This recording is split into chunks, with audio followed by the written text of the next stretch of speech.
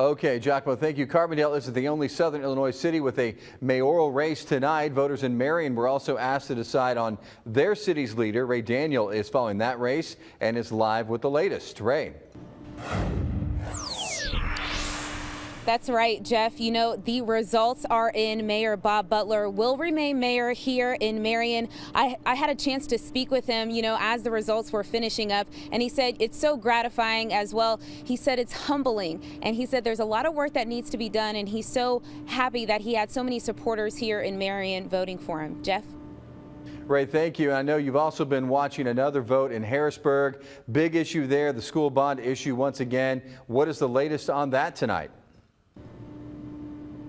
The latest on that is actually it has passed. You know, in years past, it was rejected, but this year, today, it has officially passed. I spoke with the superintendent earlier, and he just said he was beyond thrilled. Words can't even express his excitement and just how excited he was that the community and the school were working together to help fix this high school. So there's going to be 2 renovations done to 2 buildings of that high school, and then a completely rebuild of another building of the high school. Live local, late breaking, Ray Daniel, Heartland News. City officials here in West Frankfort are now taking action against landlords who aren't complying with a housing code that was passed 2 years ago. City leaders here in Mount Vernon say this armory was built in the 1930s for the Illinois National Guard. It was also used for community gatherings as well as recreational activities. City leaders say now that the building is vacant, they want to restore it and bring those activities back for everyone to use. When it comes to a school being closed for a day, there's a lot of factors that go into it. And here at Mount Vernon School District 80, it all starts with the superintendent. The average train is about a mile long, weighing 6,000 tons, and traveling at 55 miles per hour, it takes about a mile or 18 football fields to come to a complete stop. The Carbondale Super Splash Park has been an idea in the works for over 10 years. And now with just 73 days left to open, Park District leaders say this suspension comes as a complete surprise. Harrisburg school officials are hoping to get a referendum passed to fix the city's high school. Ray Daniel has more on an issue that's been on the ballot and rejected before. With elections happening tomorrow here in Harrisburg, this familiar referendum will be put back on the ballot. But what makes this year different? School officials say back then they wanted to rebuild the entire high school.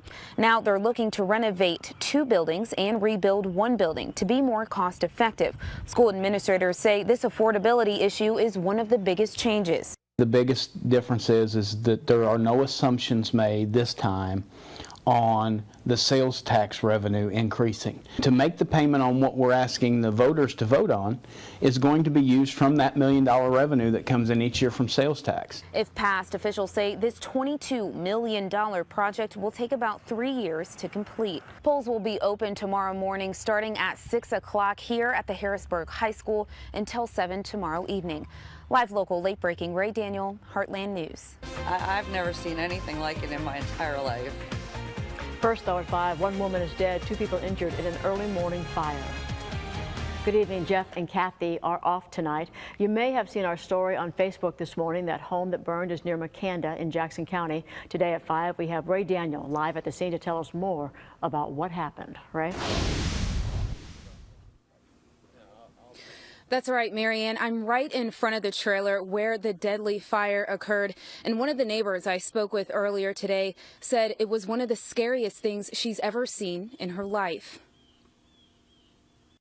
I started to cry. It was horrifying. Rebecca Potter, one of the neighbors, was on the scene when the fire happened. I've never seen anything like it in my entire life. Potter, who's lived in the area for 2 years, said her neighbors were quiet and friendly. Friendly enough. They said hi and stuff. Fire officials say the home was an older model trailer, making it more difficult to put out the flames.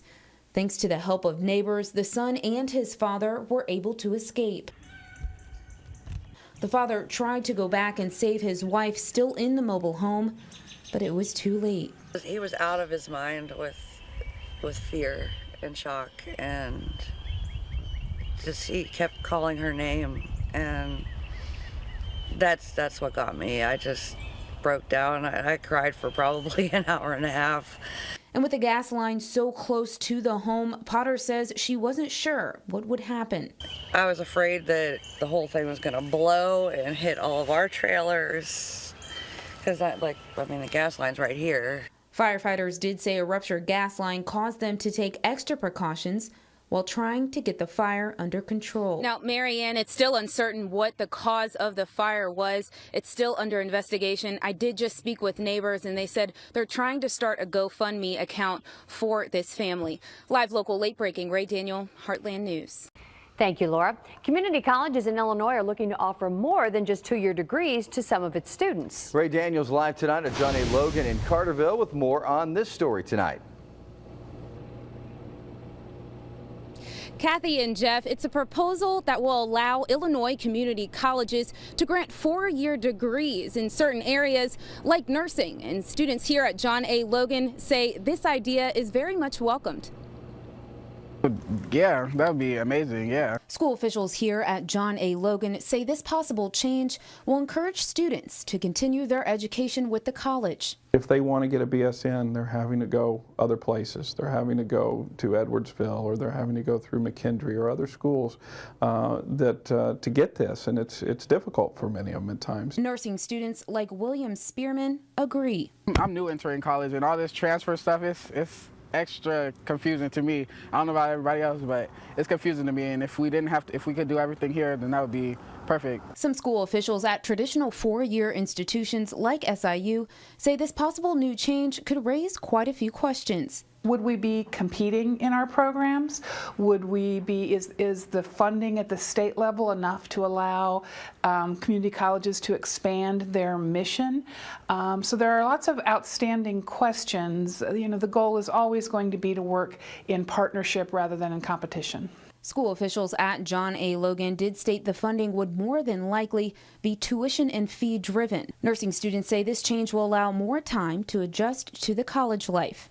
I still am, getting used to college and how everything is, and it's a little challenging because you're like, wow, I'm so used to this and now I have to get used to this. And some people might be like, you know what, I just want to stay here so I don't have to go somewhere else and have to get used to that college. And programs like this are not designed to compete with universities. They're designed to give our students more opportunities and more flexibility. Now, Jeff and Kathy, if this change does go through, Illinois will be the 22nd state where community colleges will offer 4-year degrees. Live local late breaking, Ray Daniel, Heartland News.